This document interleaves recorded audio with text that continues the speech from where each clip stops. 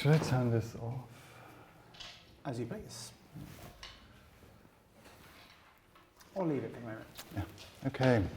So the first, I've got 4 broad questions and we're going to shift as we see fit. First, why this title, The Man Without Qualities? Well, because it's a rework of the book.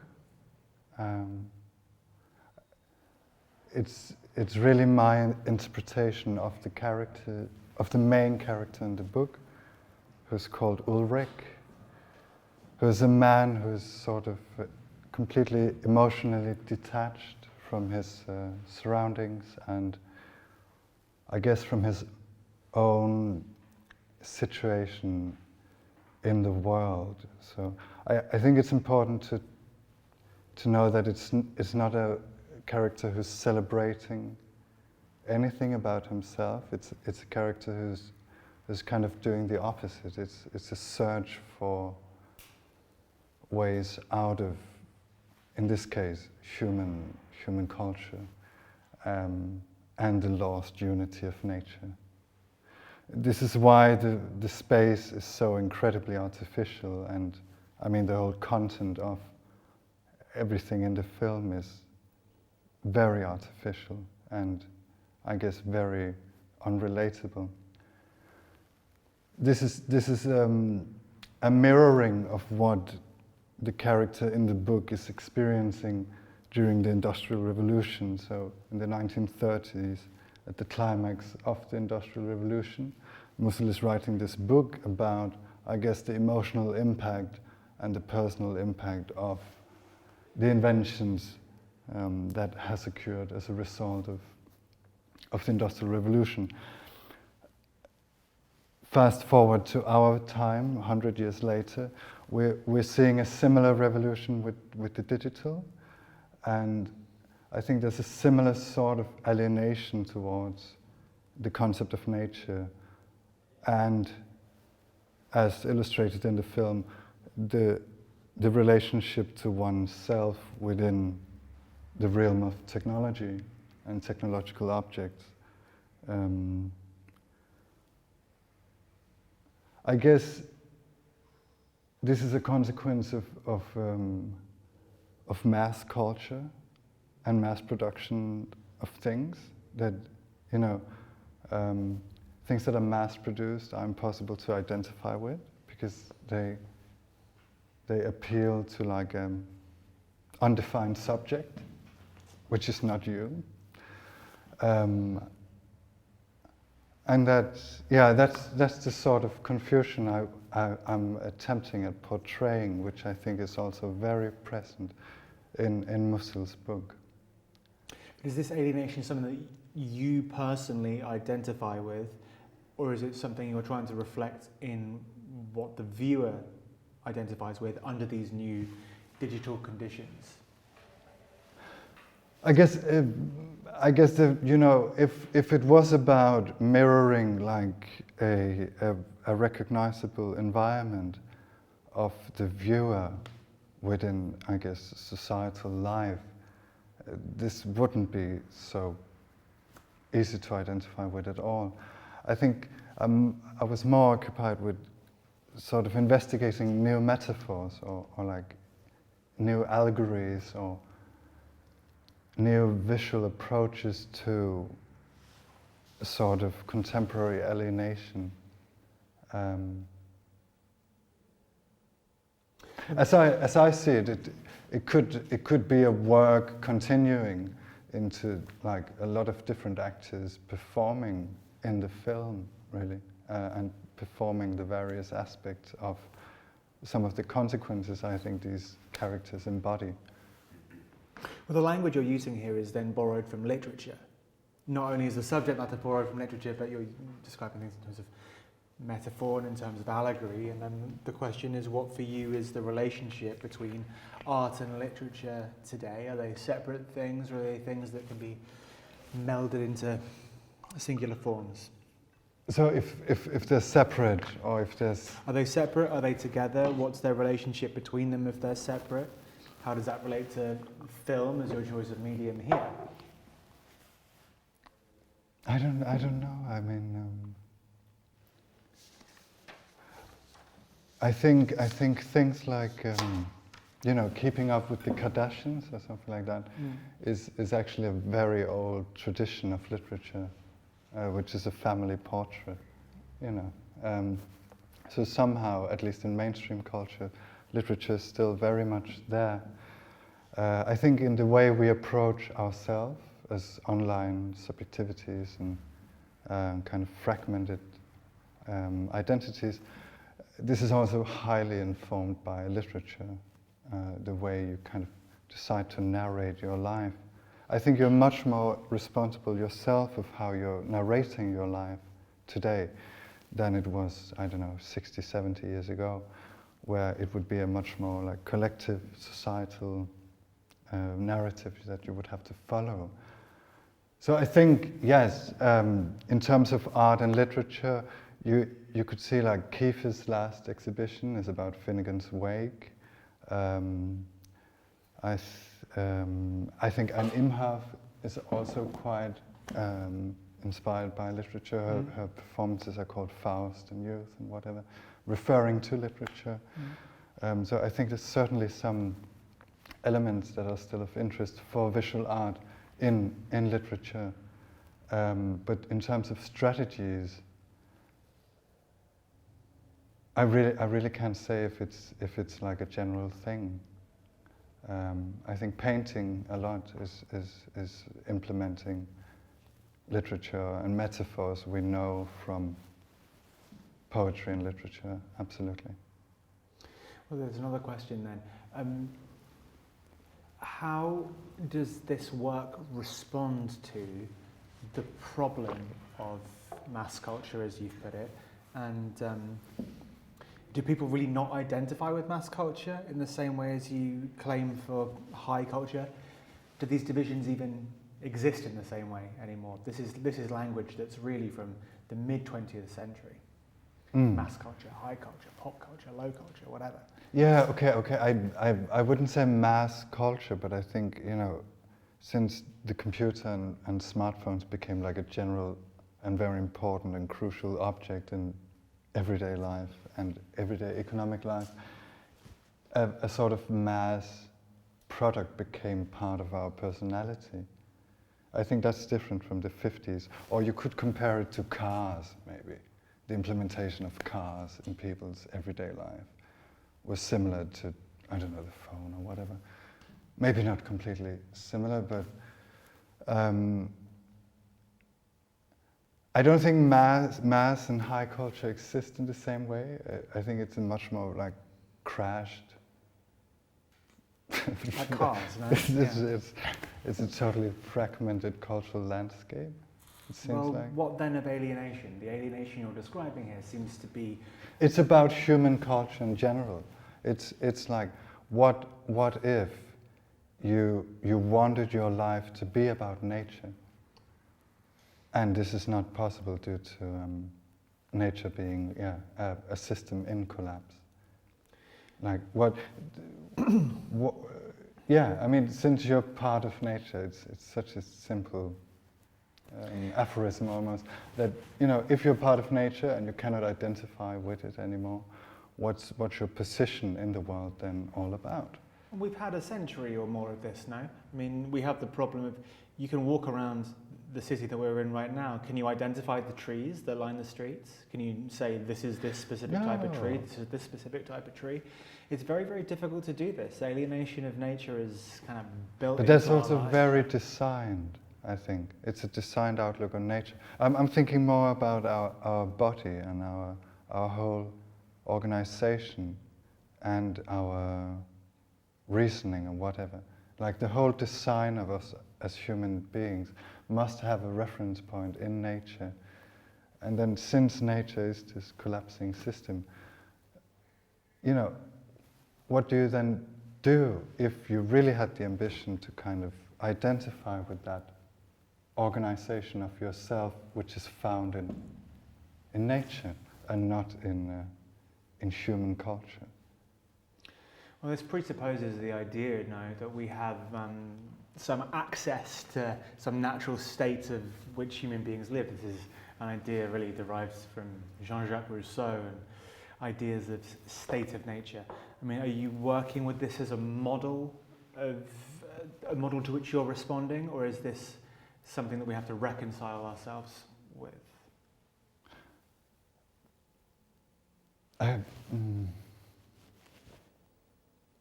Think of the way that hippie culture derives ultimately from Rousseau's idea that man is a naturally good creature when it's in the state of nature, and then it's culture that destroys it. Do you think it's possible to go back to this idealized state of nature, if we've even accepted there's an idealized state of nature out? No, not at all.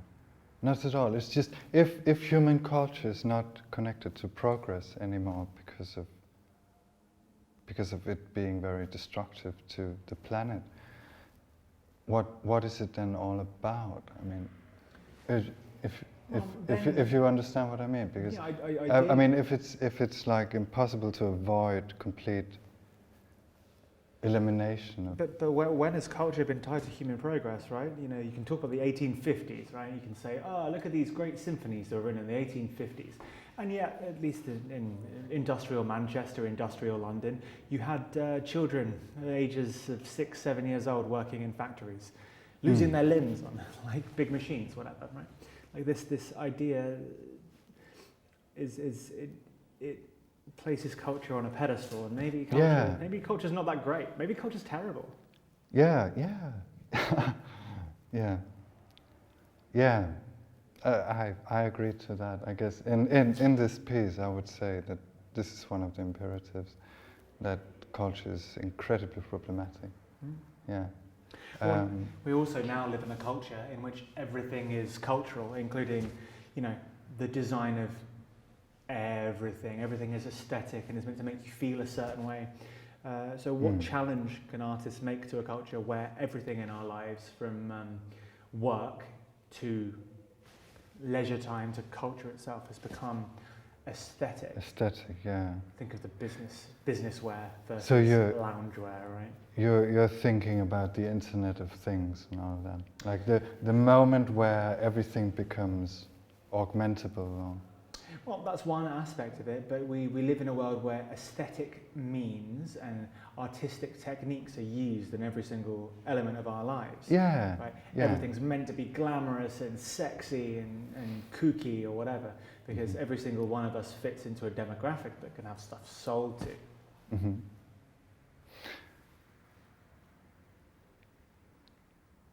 Sorry, what was the first part of the question again? About how everything that we live with, all the world of things out there, has become artistic. You've made a work which relies on this kind of utopian vision of the possibility of culture, and yet we live in a social space where everything is meant to be cultural in some way and entertaining. Ultimately, everything about our lives. Yeah. It's like train tickets. If you walk out on the street, you're automatically in the cinema, kind of, because somebody is recording you. I mean, you're going to end up on a photograph, at least in a metropole, at least once a day, like without knowing it. Somebody's going to film you. You're going to be part of somebody's narrative, and you're completely unaware of it. I can't, I don't know if that's good or bad. Maybe it's not a question of good or bad, but It comes down again to the way that we tell ourselves narratives about ourselves and expect other people to read these narratives. Right? You mentioned the Kardashians and social media, which is one of the only things we can even think or talk about these days. I guess we've reached a stage where that cultural narrative about ourselves is explicit and there for everyone to read. Wasn't like that 20 years ago, for sure. Right. Yeah, I don't really know what to say about that. Well, you've made a work that's explicitly challenging on literary grounds. It makes extreme demands of its audience. It's 24 minutes long, 24 hours. and it relies on a reader having read an 800-page, in English, an 800-page book, dense with allegory, about the state of the modern world. And the question is, how then is an audience meant to respond? What, can you go into more depth about who the characters are and what they mean, and how they're trying to express these ideas we've been talking about? Because what we've been talking about the last 10 minutes has been extremely abstract, right? Yeah. Like how are these made more concrete in your characters? Yeah. I guess it would make sense to just start from the left side and talk about the subconscious part. So I think dance is terribly important for me because it's a way of challenging like the uniform limits of the body, which is just also the societal way of behaving as a body, which is very much designed by infrastructure and whatever. And I guess the dancer as a figure today is really somebody who is in the search of a much broader horizon of what the body is and what sort of language it can propose and suggest as discourse as well. Because it's, I don't know, for me it's kind of odd how the body functions in society within all these red and green lights. And, all the rules of traffic has transformed the use of the body tremendously. And I guess the dancer for me in this context represents somebody who is investigating this almost like dream language of the body. I mean dream language as something that is opposite to this very uniform, limited language of the laws of traffic, for example. Well, there's two follow-up questions to that then. I mean, you can see this in any city that you go to. We can walk around this city here, and unlike in Vienna, you have specific 60-second or 30-second time limit to get across the street before some angry driver runs you over, right? And this does something to your internal concept of time, which is a way of making the body cultural. But then, how does that hook up to? Are you trying to make that visible in the movement of your body on the screen? Yeah, most definitely. Because I think dance is essentially about trying to kind of develop either a new relationship to how you've structured your perception of your own body in space and how you relate your own body to others. Dance is a reaction to that. Or dance can be a way of, I guess, also understanding yourself and others.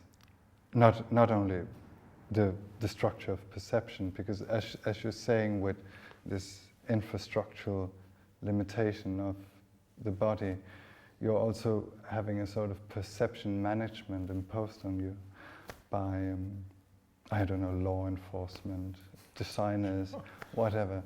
And dance is a way of, I guess, simply understanding what the body can be, which is possibility, I guess. Well, who's next? The artist. The artist. I think, we're sitting in front of so many artists. It's difficult to portray the artist, right? For me personally, I guess the artist is somebody who is kind of arriving in a period of time, and you're not really part of it. You have a different mission. You're on a different road, kind of, or a different circuit. You're looking for, making the world your own, or like having your way, or inventing your own language. And you don't really have any control if the world outside of yourself will understand that language or not. And yeah, I guess that's kind of part of that character, how you return to the same things over and over again, and you always work in some sort of metaphorical approach to find a suitable language for what you want to convey and propose for the world, which is why the artist is also a sculptor and works with multiplication and redundancy, because it's so much part of art, I guess, that you do that. Well, what then, under the very new conditions that you've been talking about, so digital media, post-industrial stuff, right? Everyone can lay claim to be an artist. You can go on YouTube this very afternoon and you can see hundreds, thousands of people with allegedly artistic aims talking about how to make millions of dollars and to show off and get all the girls with big shiny cars. I'm thinking of Andrew Tate or someone, right? Or commenting on fashion choices or doing makeup tutorials or whatever, right? Everybody has taken a kind of critical artistic stance on the rest of the culture, but what room is there left for this figure you're talking about?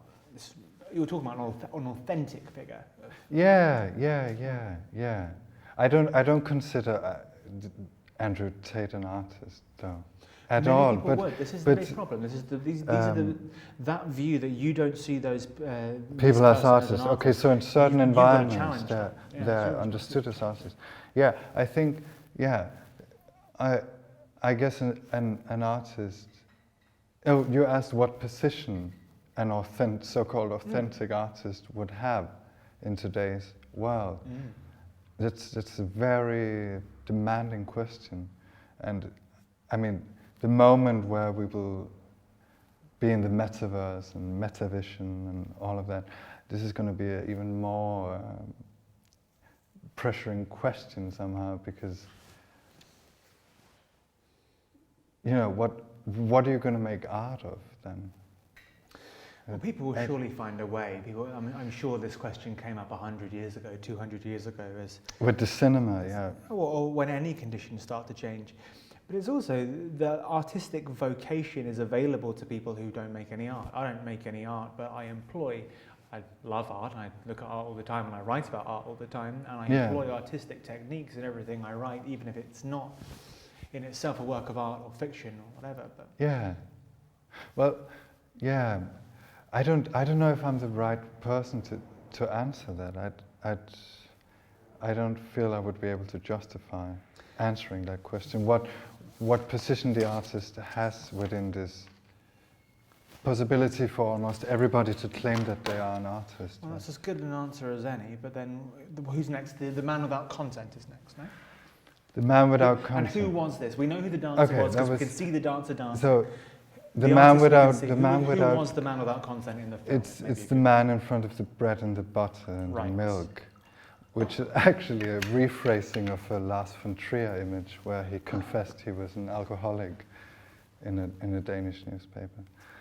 Anyway, the man without content is a person, or a character, sorry, who is occupied by emptiness, however odd that may sound. He's confronted by a psychoanalyst who is presenting so-called great works like, Spinoza's Ethics, or Michelangelo's statues, or, some contemporary art, for example, Stephen Gill, Jorien de Voigt, whatever. The man without content is being shown these books, and he cannot really regard any of it as great.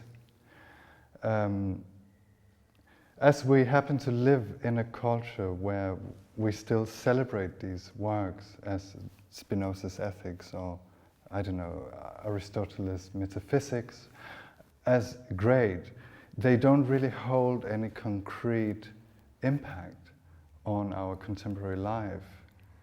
And with that character, I wish to kind of reflect the situation where you dwell in things that are regarded as great in humanity, but they don't hold any function at all in our now. And did they ever? you know, this comes back to what we were talking about 5 or so minutes ago about what Walter Benjamin called the barbarism that's the underside of all culture. When has it been the case that you can walk around the city of Odense and talk to someone in the street about Spinoza critical, or Aristotle? That never would have happened. No, but it seems like it should still be an ambition, I guess, not in terms of hierarchy of knowledge or whatever, but much more a thing about history having relevance. I guess, yesterday kind of has to be important in order to make today important as well. So Nice. when during Spinoza's yesterday, today had to be important as well. And I'm just thinking of connections between historical periods and how they engage with each other. And it seems like our time has a real problem with kind of engaging with former periods in history. Well, there's lots of room to talk about this. As the question is, Even though with post-colonialism, this is great to see that we're actually finally reacting to a lot of things that happened. I mean, obviously, that as an example is quite culturally specific, right? Yeah. Like post-colonialism is glamorously new in France and in Germany. In the English-speaking world, we've had this for a while. We've had 50 or so years of reckoning with this. I don't know what it's like in Denmark. The colonial history is slightly different. But in any case, would you say that we lived in a post-historical culture? What are the stakes of a historical kind of reflection now then? When you've got all these great figures you're talking about, Aristotle, Spinoza, whoever else. Yeah. Like the dead weight of tradition. What do you do about that? No, I understand that. I mean, I guess the problem has been that we've kind of attributed too much to their subjectivity or to them as people and less to what their ambition was with their work. And this is why they're maybe discarded a bit,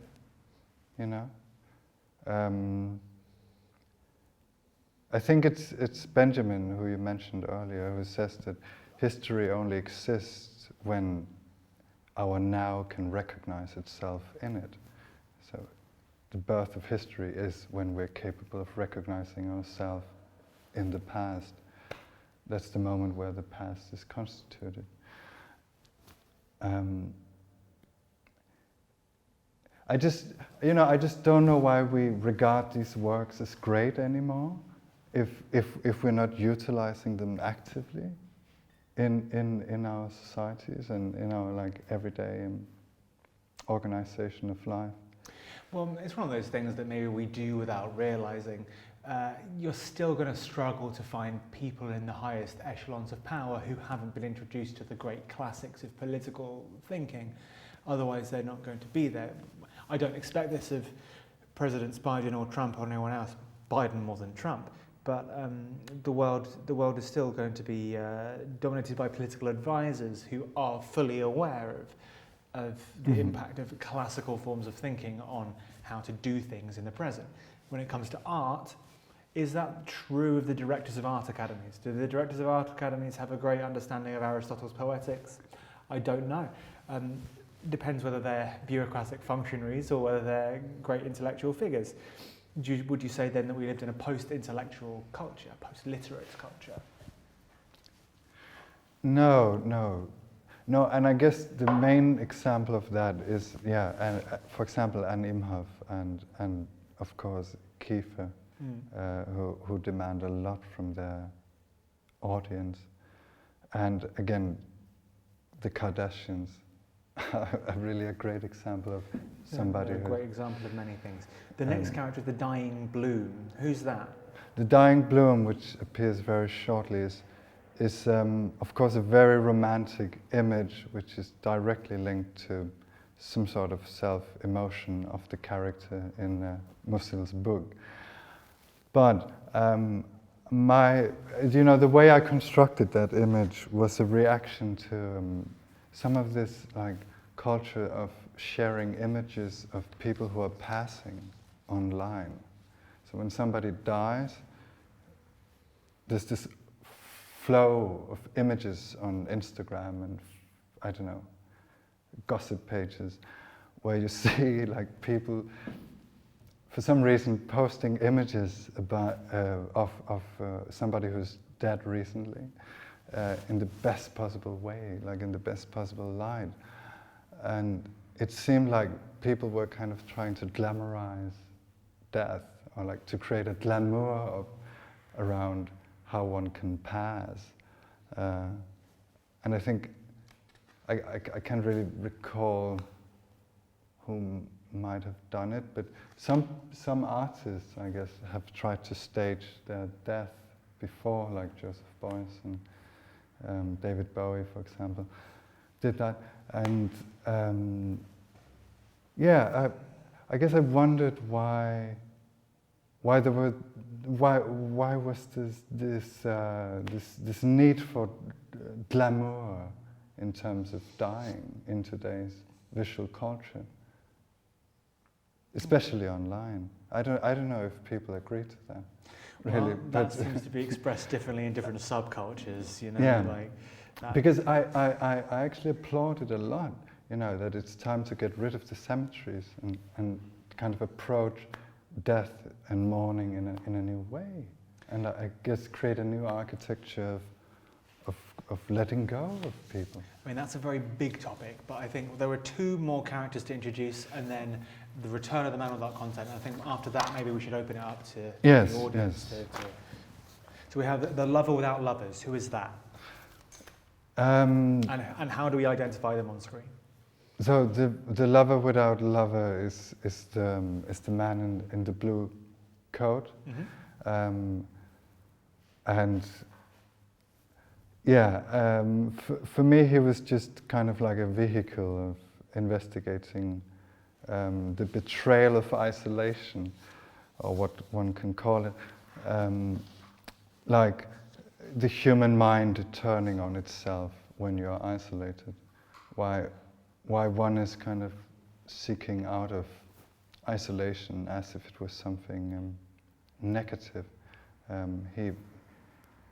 He's really one of the spinning tops, and as you see, he's doing, he's making these phone calls and whatever, which is really an attempt of, I guess, escaping his own isolation, which I wonder, in the human mind, why there's this need to kind of work against isolation instead of embracing it. Because as the artist, the other character, the artist, is embracing isolation a lot. And then there's the last one, right? The blind messenger, which is the pillow thing. So he's inspired by a Kabbalist from the 10th century called Isaac the Blind. And this is like an element of mysticism for me. In this specific character, Isaac the Blind, he had the idea that the divine being, he probably thought of God, would communicate through gravity. And that's why this character is kind of speaking in feathers. I thought that was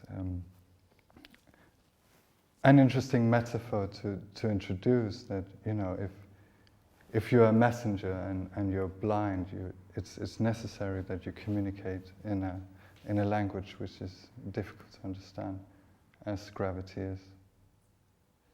Have you got any final reflections on the film and the return of the man without content in the film? Any take on it as a whole? No, not besides that.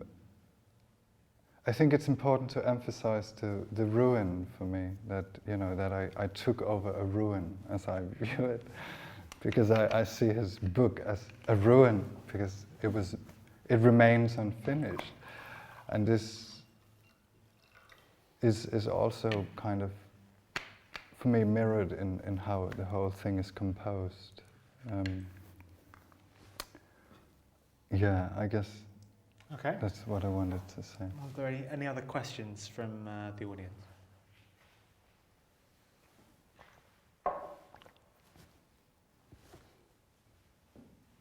I guess not. Yeah. Maybe you can unfold a little bit about the split screen. Talk a little bit about it in the Yeah. beginning, but I mean, what do each image gives to the other? Yeah. So as I said in the beginning, the left side is the subconscious side, and the right side is the conscious side. And I kind of imagined that they would almost start working like a clockwork almost, and the viewer would eventually understand that the left side is a sort of like brain working inside the characters of the right side.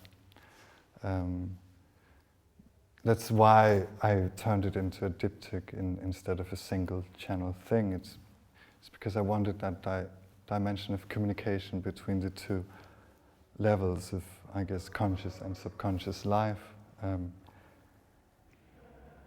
were you to show it in an exhibition, would you then install it onto the Exactly, large screen? onto separate monitors. This is also the original exhibition design is on two separate monitors with a QR code for the audio, so you can kind of move around in space and just listen to the audio if you want to.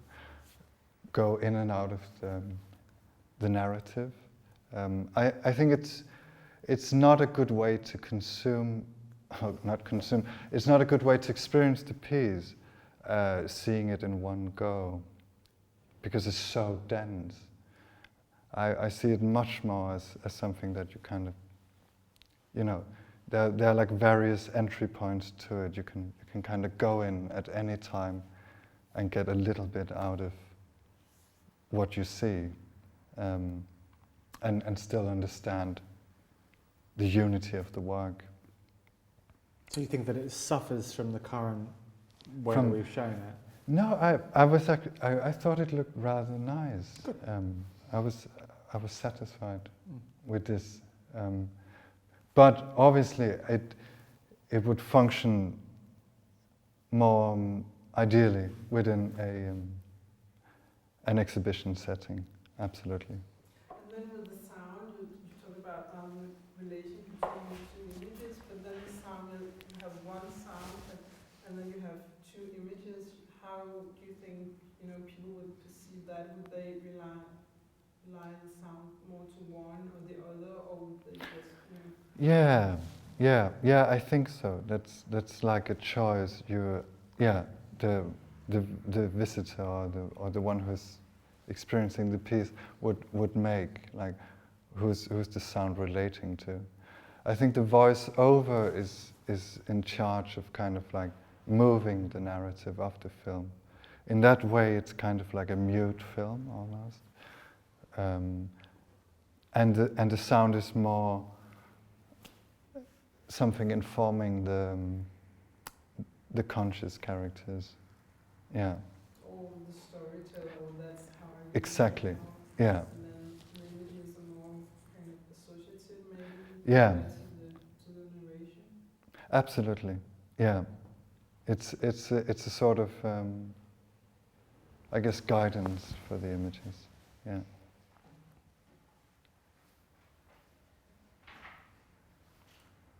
Any questions here? Sound didn't move, right? I feel like at some point we had like A pan or yeah. It's mixed as a 3D thing, so the sound is coming from beneath and from above and from the sides. I thought that was very interesting because that was kind of like the point where for me it created like connecting the Yeah. images. And I thought about like when you're talking about how you would prefer to install it, if it would be like also that you asked about, but like the sound would then go from one monitor to another, or like how would you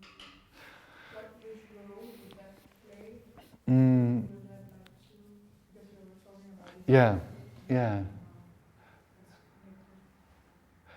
You know, I think people would actually experience it, the sound in the AirPods or whatever they're listening to audio in. So there wouldn't be any speakers because it would take up too much space. I think it would fill the room too heavily, and since it is a 3D mix, it's also more interesting in headphones to kind of feel the sound coming from various places. And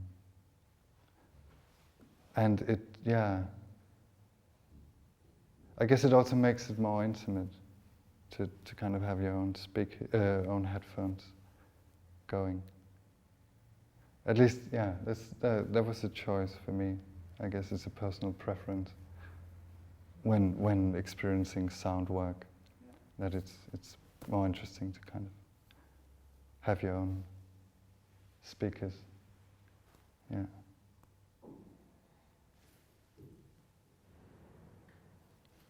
More questions, anyone?